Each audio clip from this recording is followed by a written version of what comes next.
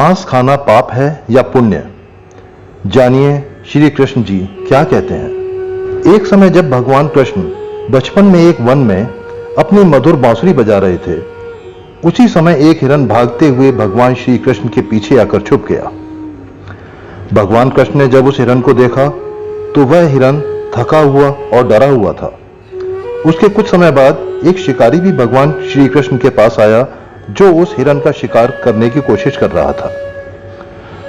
जब श्री कृष्ण ने हिरन को उस शिकारी से बचाने लगे तब उस शिकारी ने भगवान कृष्ण से कहा कि यह मेरा शिकार है, आप मुझे इसका शिकार करने दें जिससे मैं इसको मारकर इसके मांस द्वारा अपना भोजन बना के अपनी भूख शांत कर सकूं। तब भगवान कृष्ण ने उसको रोकते हुए उस शिकारी से कहा कि तुम क्यों किसी असहाय जीव को मारकर उसको खाना चाहते हो? क्या तुम्हारे पास अपना पेट भरने के लिए और कोई साधन नहीं? इस वन में तरह तरह के फल वृक्षों पर लगे हैं, उनको खाकर भी तुम अपनी भूख शांत कर सकते हो, जिससे एक जीव की हत्या भी नहीं होगी और तुम्हारा पेट भी भर जाएगा। क्या तुमको पता नहीं कि जीव हत्या पाप है? यह सब सुनकर शिकारी कृष्ण जी से बोला, मैं तुम्हारी तरह ज्ञानी नहीं हूं, लेकिन यह जानता हूं कि यदि मैं इस हिरन को मारूंगा तो यह हिरन अपनी पशु योनि के जन्म से मुक्त हो जाएगा। मैं इस हिरन को मारकर इस हिरन को पशु योनि से मुक्त कर रहा हूं, तो मुझे पाप नहीं लगेगा।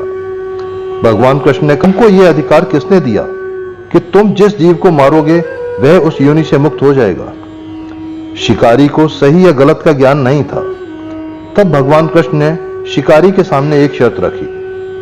उन्होंने शिकारी से कहा कि तुम मेरी एक कथा सुनो, उसके बाद तुम इस हिरन का वध कर सकते हो।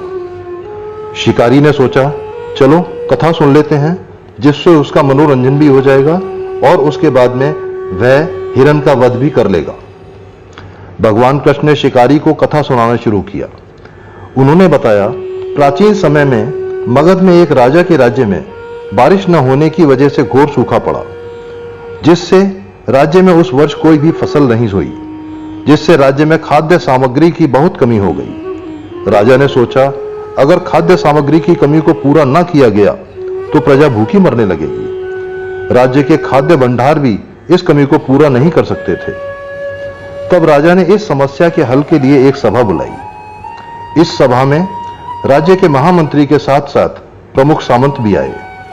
राजा ने राज्य की प्रजा के भोजन की व्यवस्था को हल करने के लिए सबसे अपने विचार रखने को कहा। उस सभा में एक सामंत ने राजा के सामने एक उपाय रखा। सामंत ने कहा कि एक विधि है, यदि राज्य की प्रजा जीवों को मारकर उनके मांस आहार का इस्तेमाल भोजन के रूप में करे तो इसका हल हो जाएगा। इस तरह राज्य का धन भी खर्च होने से बच जाएगा और भूखमरी भी नहीं रहेगी। वह सामंत स्वयं एक मांसाहारी व्यक्ति था, इसलिए उसके दिमाग में यह विचार आया। उसकी बात सुनकर कई सामंत उसका समर्थन करने लगे। वह राज्य के महामंत्री, जो एक धार्मिक और अहिंसा प्रेमी थे, उनको यह सलाह अच्छी नहीं लगी। राजा ने महामंत्री से पूछा कि आपकी क्या राय है, जल्दी ही बताएं, क्योंकि मैं नहीं चाहता कि मेरी प्रजा भूखी मरे। तब महामंत्री ने राजा से कुछ समय मांगा। राजा ने महामंत्री को समय दिया और इसका हल जल्दी ही निकालने का आग्रह किया। संकट बड़ा था, पर महामंत्री नहीं चाहते थे कि किसी जीव को मारकर राज्य की प्रजा इस भूखमरी से बचे। महामंत्री देर रात उस सामंत के घर गए जिसने जानवरों के मांस को खाने के लिए सुझाव दिया था। रात में सामंत महामंत्री को देख अचंभित हुआ। उसने महामंत्री से पूछा, आप इतनी रात में मेरे घर आए, इसकी वजह क्या है? तब महामंत्री ने सामंत से कहा कि हमारे राजा का स्वास्थ्य अचानक बिगड़ गया है। उनको देखने आए राज्य वैद्य ने कहा है कि राजा को 2 तोला मनुष्य के हृदय के मांस से राजा के प्राण बचाए जा सकते हैं। और राज्य वैद्य ने मुझे आपके पास भेजा है क्योंकि आपका शरीर राजा से मिलता जुलता है और आपके हृदय के मांस से ही राजा के प्राण बचाए जा सकते हैं। आप अपने हृदय के 2 तोला मांस राजा को दे दें। इसके बदले आपको 1 लाख सोने की मुद्राएं और कोई नगर भी दिया जाएगा। यह सुनकर सामंत महामंत्री के पैरों पर गिर पड़ा और कहा कि मुझे कुछ नहीं चाहिए, जब मैं जीवित ही नहीं रहूंगा तो इसका क्या करूंगा, मुझे माफ कीजिए। सामंत बोले, आपको मैं अपने पास से 1,00,000 स्वर्ण मुद्राएं दूंगा, आप मुझे छोड़ दीजिए। किसी अन्य सामंत से आप हृदय का 2 तोला मांस ले लें और मैं आज रात ही इस राज्य को छोड़कर चला जाऊंगा। सामंत वहां से अपने घोड़े पर सवार होकर भागने लगा। तब महामंत्री ने कहा, तुम अपने परिवार को क्यों छोड़कर भाग रहे हो? सामंत ने कहा, जब प्राण ही नहीं बचेंगे तो मैं इस परिवार का क्या करूंगा? जीवन बचेगा तो अपना परिवार पा सकूंगा। यह कहकर वह सामंत घोड़े पर सवार होकर भाग गया।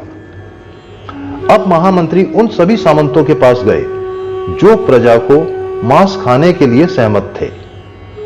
वे सभी अपने प्राण को बचाने के लिए लाखों स्वर्ण मुद्राएं देने लगे। इस प्रकार महामंत्री ने इतना धन एकत्रित कर लिया जिससे वे किसी दूसरे राज्य से प्रजा के लिए भोजन खरीद सकते थे। इसके बाद महामंत्री ने राजा से आग्रह किया कि वे एक सभा में दोबारा सभी सामंतों को बुलाएं। राजा ने दोबारा सभा बुलाई और सभी सामंत दोबारा सभा में बुलाए गए। कुछ समय बाद राजा अपने सामान्य रूप में सभा में आए। यह देख सभी सामंत हैरान हुए, क्योंकि उनको तो लगा था कि राजा तो बहुत बीमार है। महामंत्री ने उनसे झूठ बोला था। तभी महामंत्री ने 1 करोड़ स्वर्ण मुद्राओं को राजा के सामने रख दिया। राजा ने हैरानी से पूछा, इतनी सारी स्वर्ण मुद्राएं कहां से आईं? तब महामंत्री ने कहा, 2 तोले मांस के लिए इतनी स्वर्ण मुद्राएं दी गई हैं, पर तब भी 2 तोला मांस नहीं मिला। राज्य के सभी सामंतों ने अपनी जान बचाने के लिए ये स्वर्ण मुद्राएं मुझे दी हैं। अब आप समझ सकते हैं कि मांसाहारी भोजन की कीमत कितनी है। राजा को सारी बात समझ में आ गई। अब इस धन को प्रजा के भोजन की कमी को पूरा करने के लिए इस्तेमाल किया गया। राजा की प्रजा इस बुरे समय में भी इस धन की वजह से अपना भोजन जुटाने में समर्थ रहे।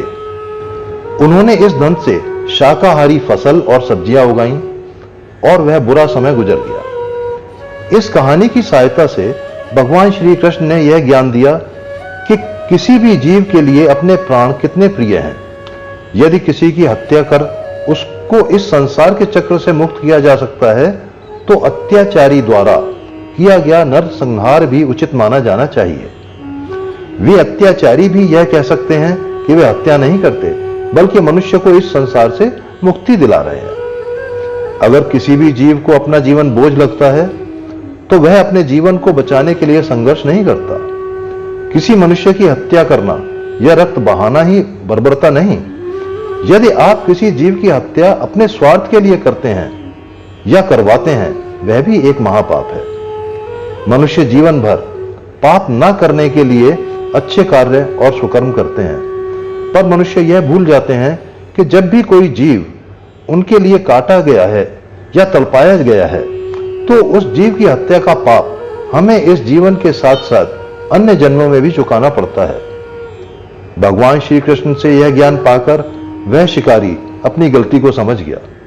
वह समझ गया कि महानता जीवन लेने में नहीं, जीवन देने में है। उस शिकारी को अपनी गलती का एहसास हो गया। उसने भगवान श्री कृष्ण से माफी मांगी और फिर कभी मांसाहार न करने का प्रण किया। साथियों, आपको ये वीडियो अच्छी लगी हो तो इसको लाइक करें, शेयर करें और जो मेरे चैनल को पहली बार देख रहे हैं वो इसे सब्सक्राइब करें।